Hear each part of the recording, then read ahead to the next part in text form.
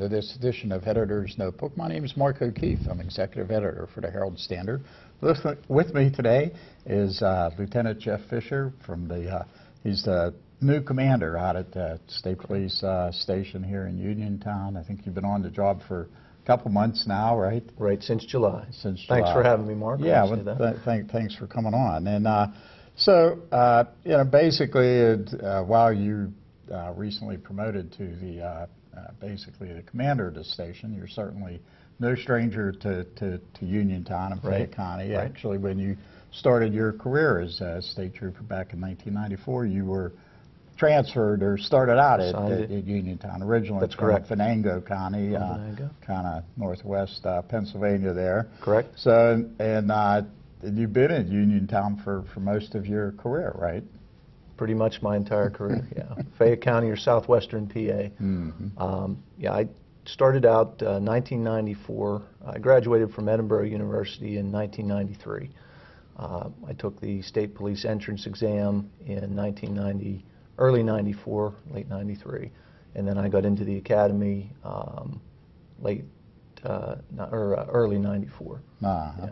And then you were promoted to corporal, what, in 2003 then? 2003. Yeah, I got assigned to Uniontown, just to back up, in 1994. Worked here a couple years, then went into as a criminal investigator at Uniontown. From there, in the late 90s, I then worked on the Troop B Vice Unit, which was drug and narcotics investigations. Then in 2003, I got promoted to corporal. Mm-hmm. And then 2009, you were promoted to sergeant, right? That's correct. 2009, I was promoted to sergeant. I worked out when I was promoted to corporal, I had to go to our turnpike station out in Bowmansville, which is out towards Philly, which was quite a long haul. And but I got back here when transfers came through, and then I went to the patrol unit, then to the crime unit once again. I spent most of my time in criminal investigations.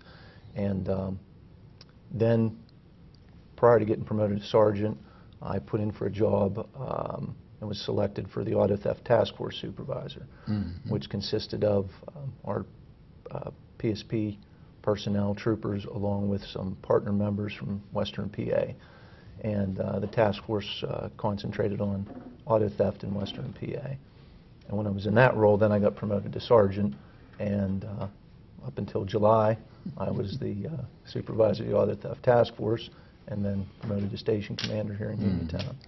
So you had a lot of experience, and but certainly very familiar with Fayette County and Uniontown. And actually, the Uniontown station is one of the busiest in the entire state. That's correct. Yeah. If that's a good thing to be the busiest, it's well, I think that says something about you, that they entrust, you know, one of their busiest stations to someone like you. Yes, I appreciate that. It's I was left in good hands, and you talked, I think you had on your show before, was Lieutenant Dave Heckman. Now he's Captain He was, I think, out there commander for about 3 years. About 3 or 4 years, yeah. That's correct, Mark. And he left me in very good shape out there, did an excellent job.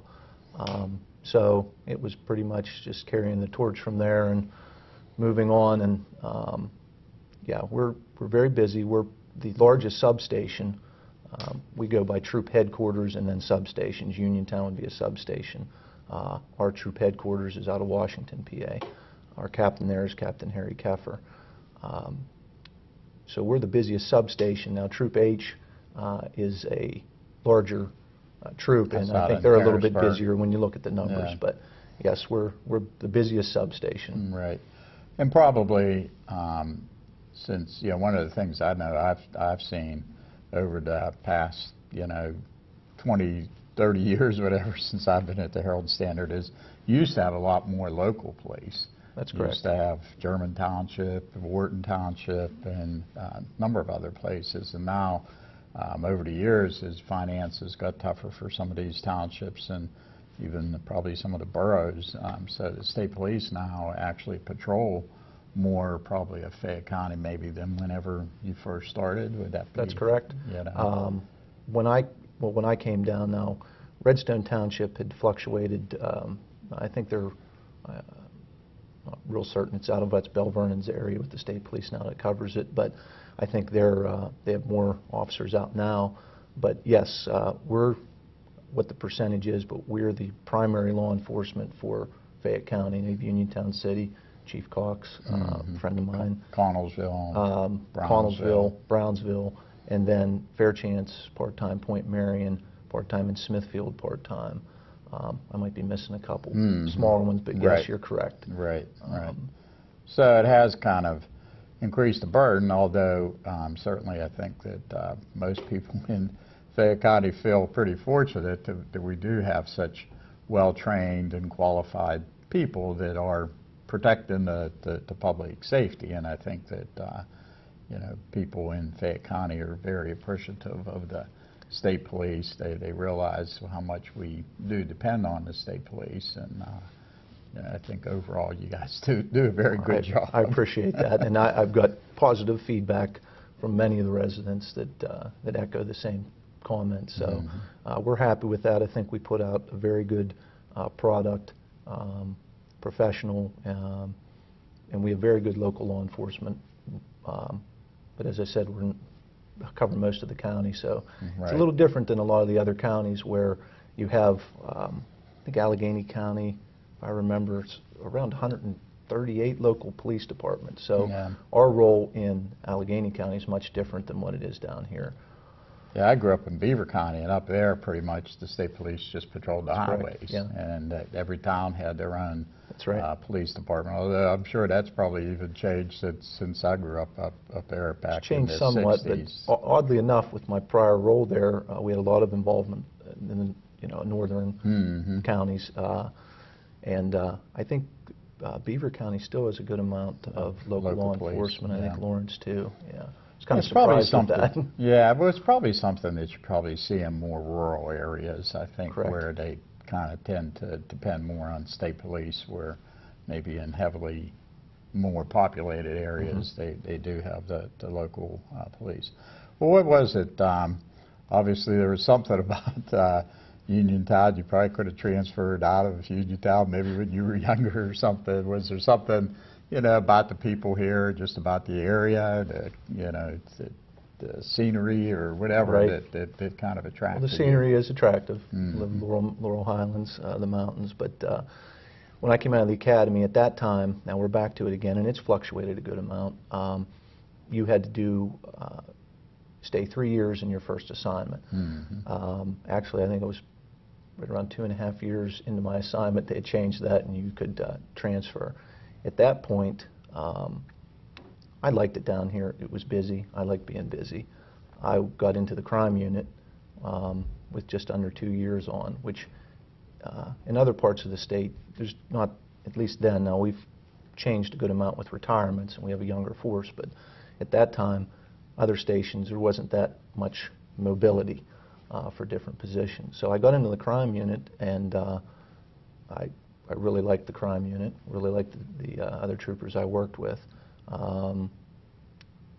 So I stayed then.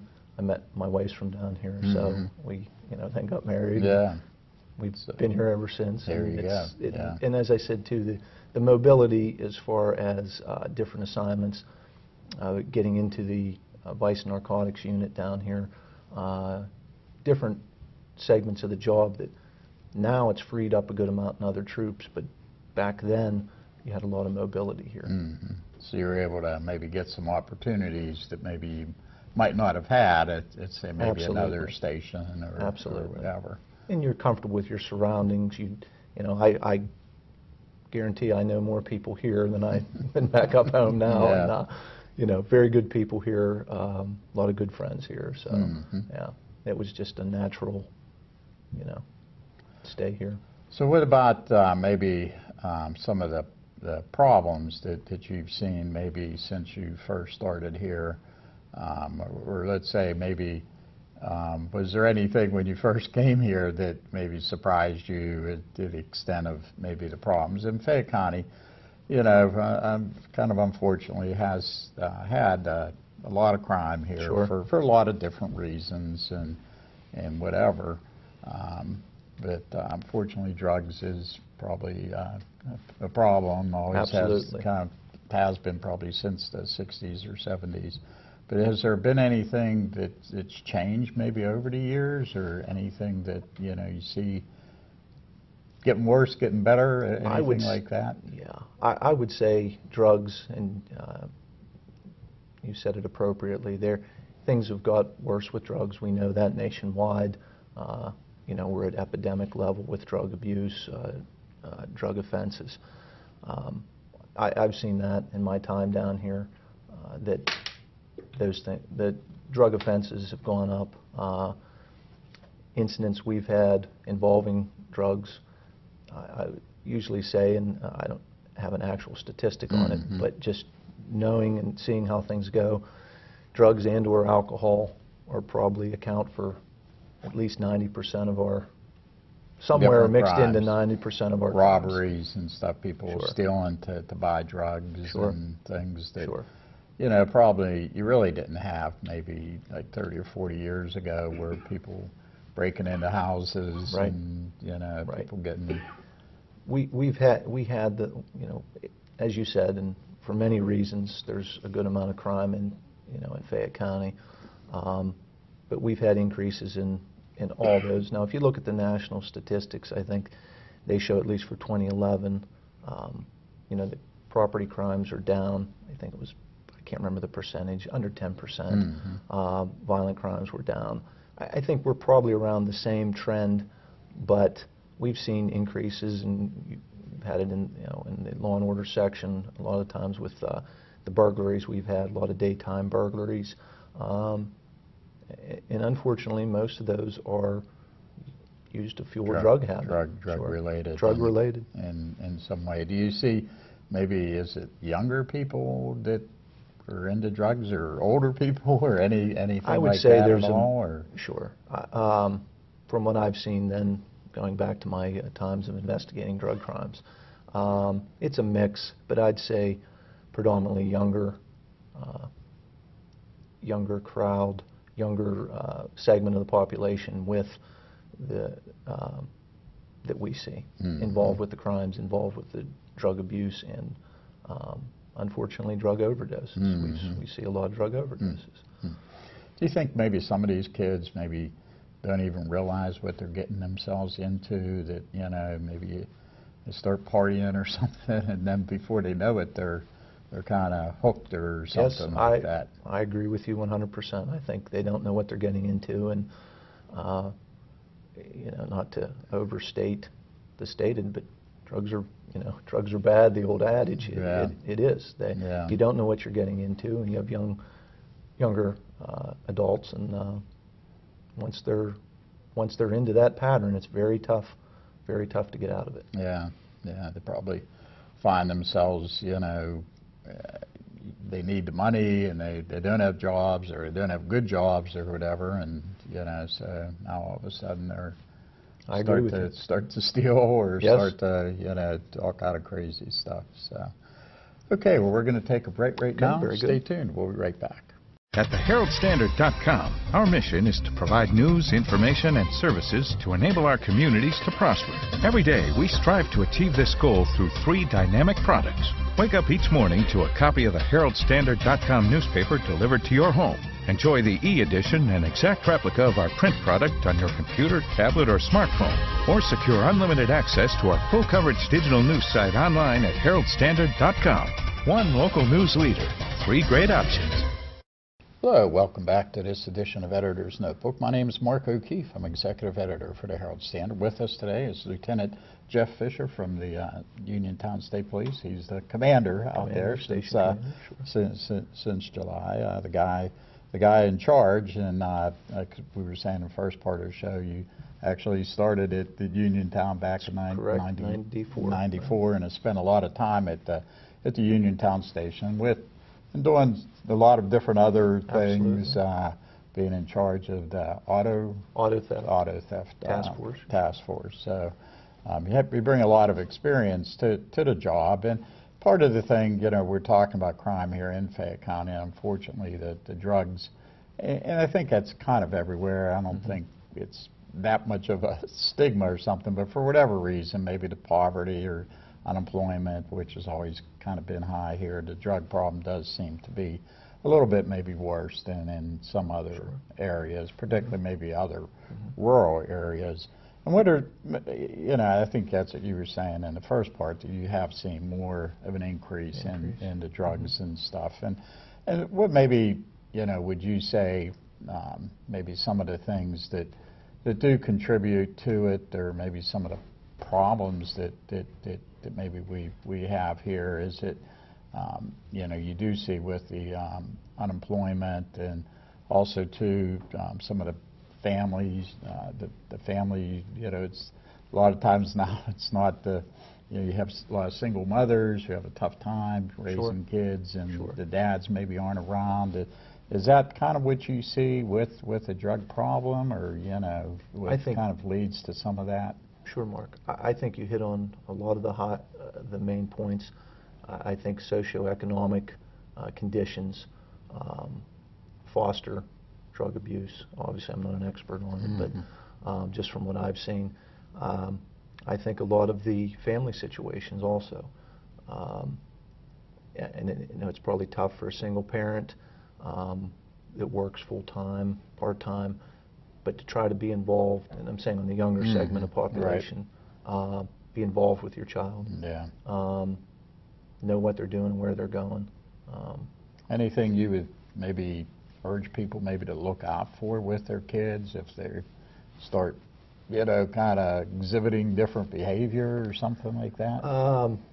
And that's kind of hard. Probably a broad spectrum. Yeah, that's kind of hard with teenagers. But yeah, so watch who they hang out with. Right. Or, that's what I would say. And we know, you know, I think people have a good idea if they're involved with who their friends are, who are their parents, you know, what do they do. Just being informed about who your child's going with and who their friends are. I agree with you on that.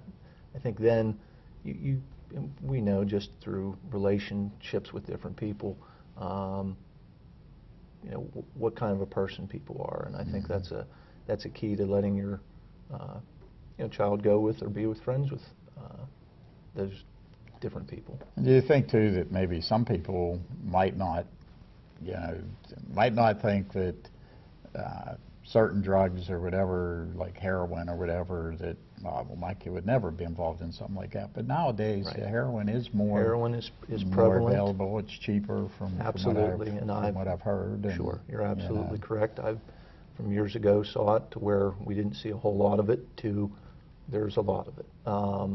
So there's been an increase in it, in heroin and the usage of heroin.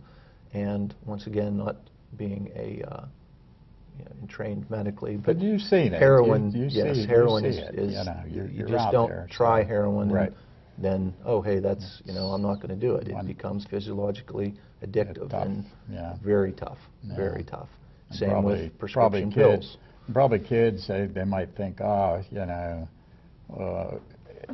it can't be that bad or something like that. Or, correct. Just do it one time or something, and then you know, you do it once, and before you know it, you're hooked, and now you got a problem. Absolutely correct, Mark. So, heroin is a terrible drug, and you will be addicted to it. Yeah. So don't even try it. Right. And parents do really got to watch what their kids are doing, who they're hanging out with. Absolutely. And, you know. I'll hit on one other quick thing. Prescription pills. Prescription pills, you know, are appropriately prescribed to the parents. Make sure you know where they are. You don't have to go anywhere but the medicine cabinet or a drawer to get those pills, which are, like as I said, most properly prescribed. Right. But they're we see a lot of the prescription pill usage and sale of prescription pills. Yeah. Sure. Right. Yeah. Right. That's probably the biggest thing. So yeah, and it's something that maybe a parent might, you know, might not think that their kid would be interested or try something like that, but you just never know. And exactly, you know, peer pressure is a tough thing for kids to deal with. So exactly. And with the prescription pills, you don't have to go anywhere. They're right at home. Right there. With some households. Right. You know, Right. for valid medical Right. reasons, they're there, and you know, the access to it, and kids are curious, and someone at school said, you know, hey, you should try this, try that, and Right. they're, you know, the OxyContin, the Percocets, they're Look at the little pills. They go, exactly, well, oh, what's you that? know, and Well, it's addictive, yeah, and yeah. very addictive. Yeah. Now all of a sudden, yeah, you got to get a bunch of them. Absolutely. We've seen countless lives, say their futures put on hold by prescription drug abuse. Yeah. Well, let's talk too a little bit about, because I know one of the things, you know, that I hear from people and stuff is, well, when should you call state police? Understood. And obviously, if you're under attack or, you know, someone's breaking into your house or something, yeah, Right. call. You're gonna call. Do not Right. hesitate at all. Right. But what do you tell people? And I think one of the things is that, you know, back growing up, you know, that everybody knew everybody and stuff. And now Sure. you don't really have No, that. I think that's changed Now- a lot. So, and a lot of times people feel like, well, you know, should I say something or should I not? You know, I should just mind my own business or whatever. Right. But that's really not the best way to go No. either. And so you do want to be watching out for your neighbor. And the police Absolutely. can't be everywhere. Absolutely. So the police do have to rely on the majority of people out there are good-hearted people and people, you know, who they're not out there doing anything. So, you know, so when do you tell people to call and not call? Because obviously, too, you only have a limited number of people, Sure. limited number of phones, Right. so and time is valuable. So you don't really Absolutely. want to be necessarily wasting time, but when is a good time to call? Sure. Or, you know, if you see something suspicious or what is suspicious Sure. behavior, you know? I think you had many good points there. I think to use common sense, if it's suspicious, call in. Be a good citizen. You know, watch over your community. We need the public's assistance, without a doubt. I can assure you we have marked patrols, unmarked patrols out there, visible in the county, patrolling. But as you said, we need the citizens, we need the people of the county to assist us with that. A rule of thumb when to call and when not to call is kind of tough, but I would say use common sense. If you see someone that's pulling the handles on a car or going through your neighborhood, be a good Call. be a good citizen, call it in, assist us. I countless cases that we have solved because of good community involvement. Recently, a bank robbery out in Hopwood. Several. You know, I could go on and on about the cases we've solved, but we need the cooperation and the assistance of the county and of the public. And I guess you know, you do need people. I mean, people do need to realize that they can be helpful. Absolutely. You know? And also too that, you know, there's always a fear, somewhat of retaliation Sure. or whatever, but you really don't see that much of that, do you? I mean, No, and a lot of times too, you might not even need. It's not like, well, I call and now I'm going to have to, you know, be a witness and go to court and stuff. A lot of times it's not even something like that. If someone, right, if it was eyewitness testimony that a resident would absolutely have to testify in trial, that would be the minority of the cases. Right. A lot of them get Extreme. salt. Right. Right. A lot of them, a lot of cases, the defendant will plead guilty. Sometimes with or without testimony, may waive the case right from the preliminary hearing. But yes, we don't see that much of retaliation. Does it happen? Yes, it does, but not at any great Pretty much, level. people probably got to be involved a little bit more than just somebody picking up the Sure, phone. right, You know, and right, and calling.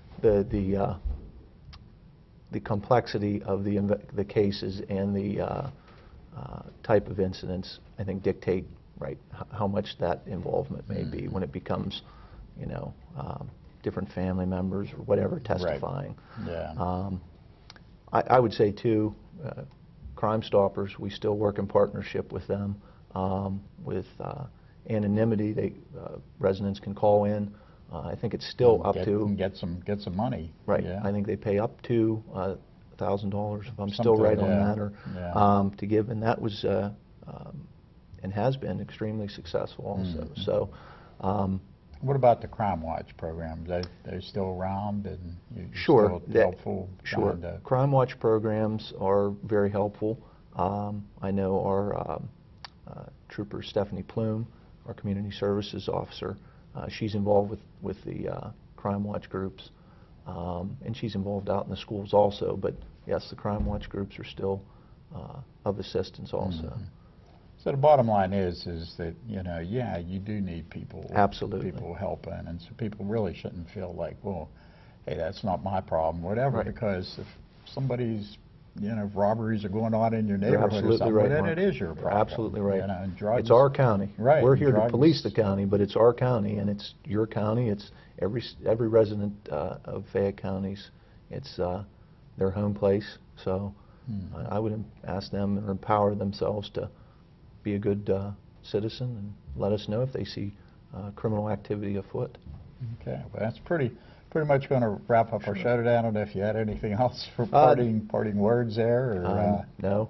I appreciate the time here today, well, and I'm glad to be back in the county. Yeah, well, it's good to have you back, and it's good to have somebody, out at the barracks there who is familiar with Fayette County, Sure. and knows Fayette County and Uniontown, and certainly.